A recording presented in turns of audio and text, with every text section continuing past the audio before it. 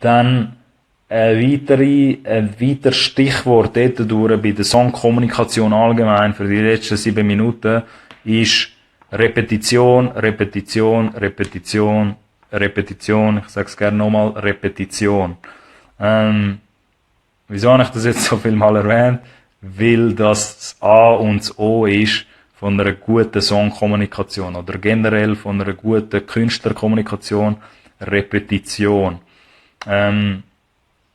Ja, mega vertiefen muss man das jetzt natürlich auch nicht. Ich habe jetzt ein paar Punkte einfach da mir noch aufgeschrieben, wo ich einfach will, jetzt können wir das ein bisschen hinterfragen und sagen, wieso jetzt, wie kommt das ich jetzt auf Repetition?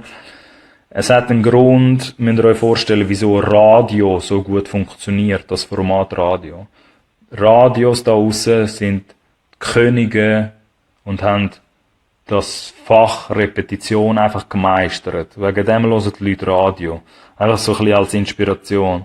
So, wenn ihr jetzt wollt verstehen, wieso das Radioformat so erfolgreich ist historisch, und wieso so viele Leute da draussen immer noch Radio hören, weil die Leute, die Radioexperten, das perfektioniert haben, die Repetition haben die perfektioniert.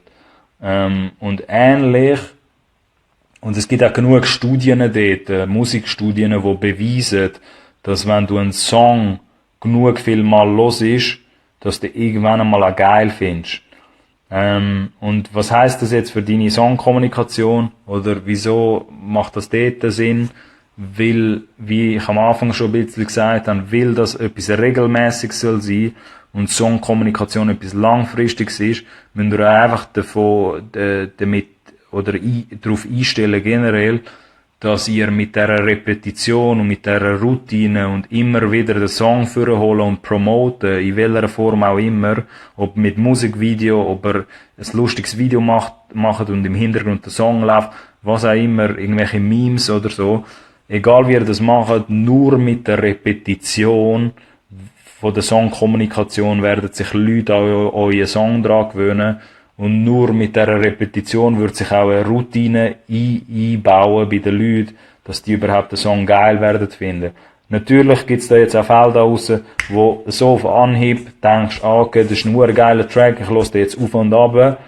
Aber für 98%, wie gesagt, von den Künstlern und Künstlerinnen da draussen gilt halt die Regel meistens nicht.